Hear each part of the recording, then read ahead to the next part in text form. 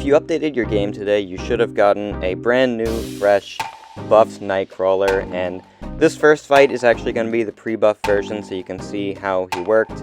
And we're just going to do our thing where we switch into Swashbuckler mode, and this is your damage mode. So Nightcrawler has two modes. You have to switch when you were playing pre-buff by dashing back and holding block for 1.7 seconds, and then while you were in your damage mode, you would get precisions, you would get furies, and that was your source of damage, was basically just 5-hit comboing the opponent to death, because your specials really didn't hit that hard.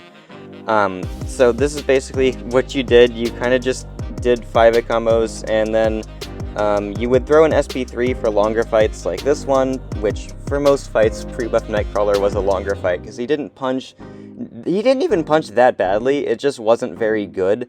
But for the SP3 on the pre-buff version, it would make it to where your crits are basically guaranteed to bleed now, whereas they would be like a 71% chance or something random to bleed before. And now, once you throw the SP3, you're permanently able to get them to bleed the rest of the fight. So it was a really weird thing where you basically had SP3 to get max damage, or else you're just not gonna bleed on every single hit. It wasn't entirely necessary, but at the same time, none of his special attacks really helped him with anything, so it kind of was just like, why throw any of them when all of my basic attacks are what's actually dealing damage? You would get a very small cruelty on the SP1. Like I said, it's very small, it's only like 200 extra critical damage, which would help. That's why I'm spamming SP1s, because the SP2 basically was basically not usable. But anyway, that was pre-buff Nightcrawler, and it made it in 40 seconds. He had class advantage, and so it wasn't that bad. But if we look at buffed Nightcrawler, some of the first significant changes are the fact that you don't have to dash back and hold block to switch forms anymore. You can do it with the fourth light attack, which makes it so much easier to switch forms, because that's like the first thing you do when you're playing him. It also makes it to where when you're in that swashbuckling mode, which again is your damage mode, if you use a second medium, you're going to gain a precision, instead of just randomly periodically gaining them like you did before. And this precision will pause the precisions whenever you do that double medium as well. So you basically want to just do a bunch of double mediums once you've switched your forms, and then that's going to pause your prowess and your precisions. And you get prowess by dexing, by the way. They're small, but that's how you get them. And then, yeah, there's this second medium giving you a precision. So you trigger it to pause those precisions and the prowess you get from dexing. So you kind of want to weave in 3-hit combos and dexing. And then for the special attacks, the special one gives you a 100% prowess passive, so that's basically equal to all 10 of his regular ones. So I actually think the SP1 is something you want to go for early. It doesn't stack. I already tried that. It doesn't stack, which is unfortunate, but at the same time, he doesn't need it, and it would probably break the game if it did stack. But anyway, so that's what the SP1 does. Once you throw the SP1, you're usually going to SP2 after, and this inflicts a bleed vulnerability that increases the bleed damage by 50%, which is definitely not too shabby, and just because of the amount of prowess you have on the attack, it's always worth going for once you get that SP1 out of the way. And then as for the SIG ability, it makes him a lot better on defense with the first line, but the second line is something that I actually like, and it just increases his crit damage by his prowess potency, or part of his prowess potency, which isn't necessarily a lot, but you're not gaining cruelties anymore, so that's basically how you would actually ramp up your crit damage. So we're going to see the buffed version versus Winter Soldier now, and like I said, you switch your forms really easily now, and you just have to use a fourth light attack, which is really easy, and then I like to do 3-hit combos to gain those precisions. They stack up to 5, so you get them after only 5 double mediums, and then you really aren't at that much risk of them falling off if you just double medium, or just 3-hit combo, or even 5-hit combo. You still have plenty of time on that pause. I don't know why it's not like a regular pause icon, like a lot of pause mechanics, but either way, you can still see it.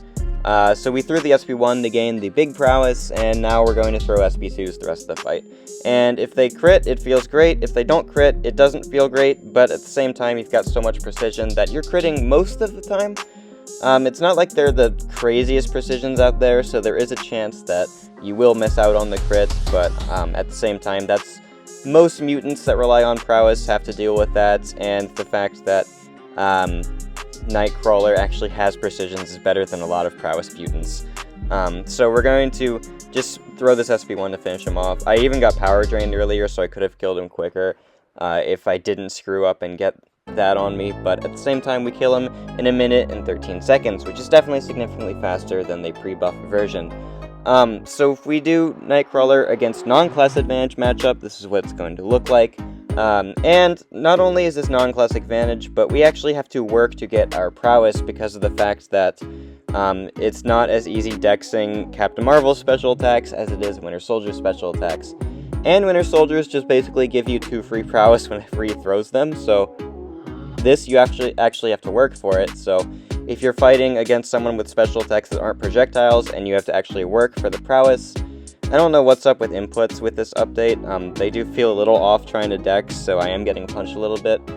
Anyway, as I was saying, if you want to work for dexes, it's going to obviously make the fight take longer, but that definitely is realistically going to happen in some matchups, so it was important to show you what they look like from here. And also just without class advantage too, because that's always going to happen as well. You're not going to have class advantage on every fight you use Nightcrawler for.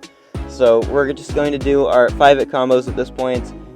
Every time we crit, we're basically doing like 12,000 damage on a medium because of the bleeds, which is really nice. And then once we have that vulnerability, they hit for even more.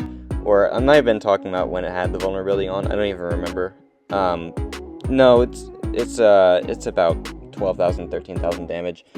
Anyway, so now we're just going to finish her off with that SP1 and the combo right after, and we kill her in 1 minute and 30 seconds, which is not actually that different than the fight where we had free dexes and class advantage, which is pretty cool. Pretty cool that they aren't that different. So this is the Battlegrounds rotation, and we're basically doing the exact same thing. That I tried rushing to SP2, I tried SP1 into SP2, and SP1 into SP2 was usually the better one, in my opinion. Or you could even SP2 into SP1, but that's definitely not better, I don't think. So, again, this is another fight without projectiles, so I do have to work for my dexes a lot more. And, so while I'm baiting his special attacks, that's going to be my time to dex. It doesn't work every time, which is unfortunate, just because timing with dex is not always the same, but anyway, we don't get the crit there, but at the same time, he's gonna die with a combo right after. So that was like a rank 4 versus rank 3 matchup, and next you're gonna see a rank 4 versus rank 4 matchup for Battlegrounds. And this fight's definitely gonna be a lot more realistic, because you're not always punching up a rank with Nightcrawler. And it is worth mentioning that my Nightcrawler isn't even max Sig, he's like Sig 100 when I'm recording this. I gave him some Sig Stones after these fights, but yeah, I'm pretty sure he was like 100 when I was recording them. So he can even punch harder if you actually give him more Sig Stones, and as you know, we're getting a lot of Sig Stones from this event, this Saga event, so that's really helpful. And against Venom the Duck here, he actually has a little bit less bleed potency when the opponent has armor, so our damage is getting reduced a little bit. But it's not that big a deal, because when we're critting, we're ignoring most of armor anyway, so only the bleeds are hindered for the most part. And we're going to go for the SP2 here with only 6 prowess, and it still does a good bit of damage. And then we're just going to 5-hit combo to finish him off. So we didn't even fully ramp him, and the opponent is dead in about, how much? 50 seconds. And for a non-class advantage matchup, that's actually pretty decent. Against class advantage, you can kill him so much faster, but you don't have like a good test dummy for a skill fight for Battlegrounds. And also, against some opponents like Nick Fury, where you have an infinite amount of projectiles to dex, you can ramp him up almost instantly. Like, you saw me fight against Nick Fury with that SP1, and Nightcrawler, he has like an enhanced dex to where he can do stuff like that. And it's a really fun time when you fight Nick Fury with Nightcrawler. Once Battlegrounds comes back, that's going to be one of the first matchups I want to try, just because of how well he does it. Just look how fast you ramp yourself up because of the amount of prowess you get on dex. And if I didn't suck and forget that Nick Fury goes stun immune in his second life, I could have finished him off, but it doesn't matter. Last up, I want to show you the bleed immune rotation. Now, it is worth mentioning that Winter Soldier isn't bleed immune, but there wasn't really a bleed immune character in Realm of Legends unless I wanted to go all the way to Vision, so bear with me here, but the bleed immune rotation is where you would go for SP3. What the SP3 is going to do is place an Incinerate on the opponent for 30 seconds, and while the Incinerate is active, it switches your instant bleeds into instant Incinerates, which deal the exact same amount of damage. And what I should have done is SP1 into SP3, because the Incinerates are only triggered while the actual ticking Incinerate is active, so you do have to worry about that. So if I wanted to do an SP1 first, which I do, I should have actually thrown that before the SP3. So bear with me on the fact that I actually messed up that rotation a bit, but we're going to go for an SP1 right here, and again, this should have been before the SP3, but it's fine, because the reason you want to do that before the SP3 is because now you can't rush to SP2, you don't have enough time, because that Incinerate is going to fall off before you get to an SP2. Obviously in this matchup it doesn't matter, but again, I'm telling you what you would want to do in a bleed immune matchup. So yeah, that's exactly what's happening. The Incinerate falls off, but if we threw an SP1 earlier, we wouldn't have had to worry about that falling off. We get the big crit, we get the what would be Incinerates, and then he dies. So that's how you would want to do that in a bleed immune matchup, which was a big weakness. If you were fighting a bleed immune with Nightcrawler pre-buff, it did feel really bad.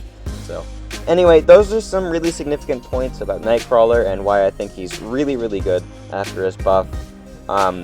He was actually a decent character before, just not great and kind of flawed, but he actually could punch a little bit, and so yeah, I really like the buff, and I hope you enjoyed watching the video. Good luck on getting your 7-star Nightcrawler, and I will see you in the next one.